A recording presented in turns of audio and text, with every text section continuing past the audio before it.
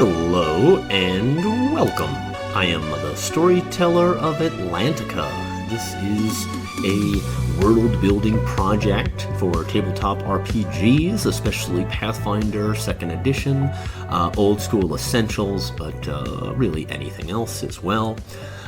Today's episode is going to focus on the Halflings of Greenborough Freeholds, people you might encounter in the world of Atlantica, and as well as a bit of world building generally on what might happen to halflings in a grimdark setting, and then finally 5 gutsy halfling NPCs.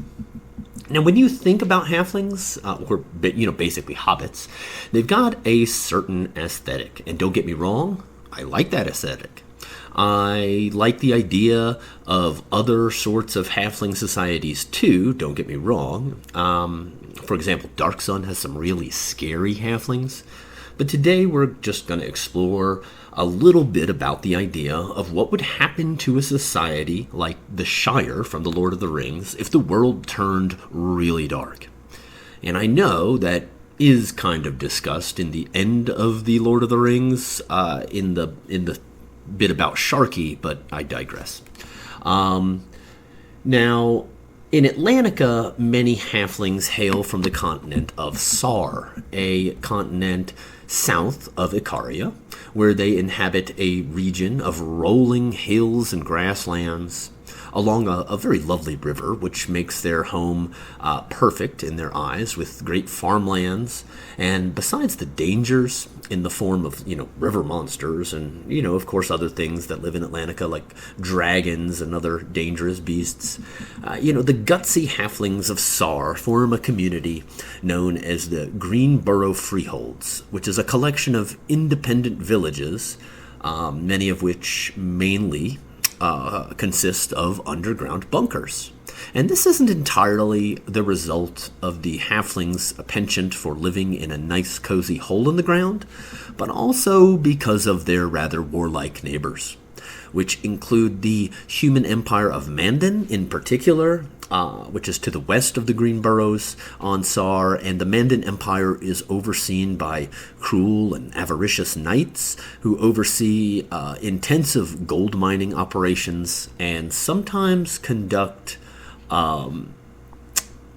raids into the Greenboroughs and elsewhere. Now, the halflings, despite their luck, often end up on the short end of the stick in these military engagements where, raiding parties of men come in search of plunder and slaves. And halflings, if captured, often generally just become the slaves of the Mandan. But most of them do not end their journey there. Some remain with the Mandan as slaves. Others face a dangerous journey to the north, where they are sold to the Charhide goblins, who live in the Embercliff River. And from there, they are generally sold again, onwards to Icaria or the Isles of Ixothar, where they end up as servants or farmhands, etc. With that said, the Green Boroughs are not completely depopulated or anything. For example, halflings like Kimo Jobe, a powerful 15th level magus, help defend the freeholds from attackers. Kimo Jobe, in addition to his spell strike abilities, has spells like Pharaoh's Form, Force Cage, Fly, Haste, and he's a very dangerous combatant against would-be attackers or slavers. Now, unfortunately, for the freeholds, few other halflings can match the raw magical power that somebody like Kimo Jobe possesses, and that's a big reason why they're in such danger from these raids. Despite the dangers involved, with that said, the necessity for heroes in the Greenboroughs means that young halflings, some of them, take up the call. Amy Kinte is one such young woman. She is a rookie paladin, level 1, but has decided to dedicate her life to help provide for the safety of others.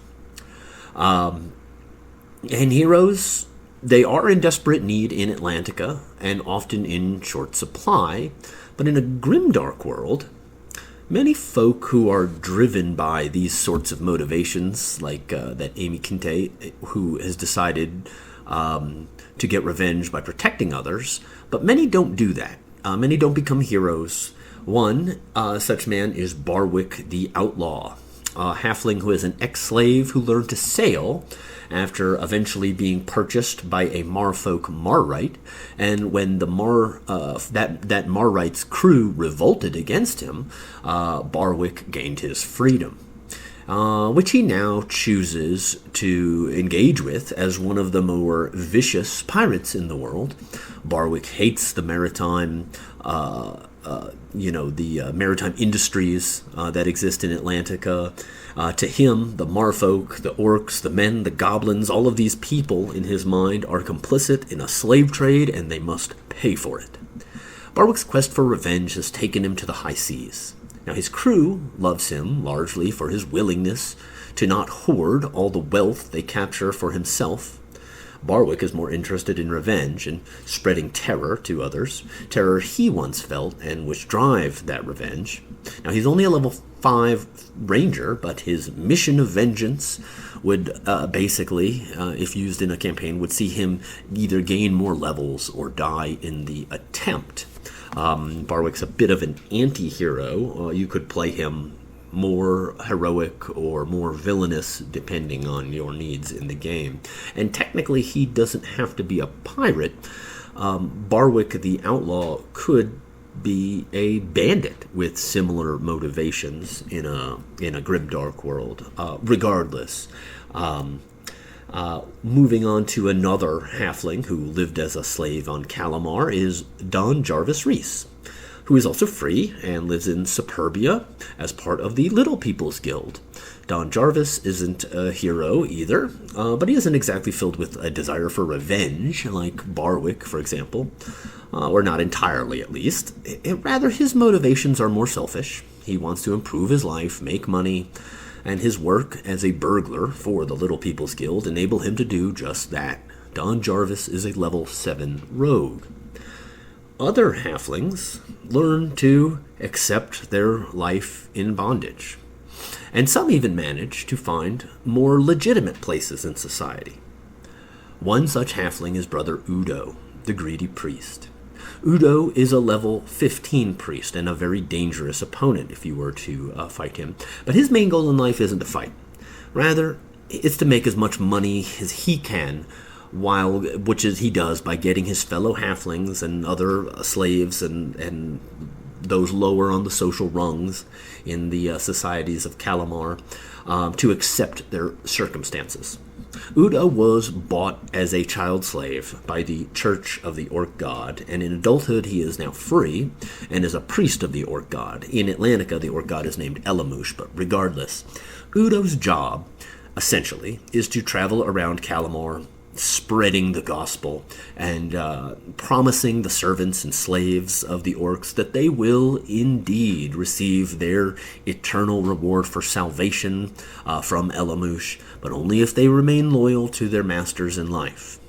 Now, with that said, Udo's greater sonic tuning mace and his capability of casting up to 8th level spells make him a very dangerous opponent, though in truth he would generally prefer to flee from most combats if possible, and often his spell list is more focused on the nature of his traveling service. He's often hired out by some of the larger slave owners on Calamar to preach on occasion to their slaves.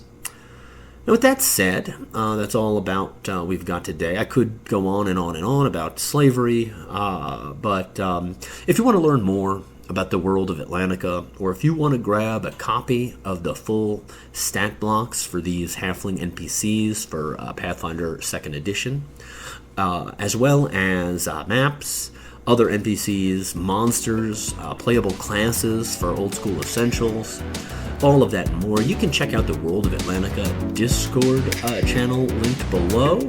We've got a lot more coming up in the future, so like and subscribe for more content just like this. Until next time, peace!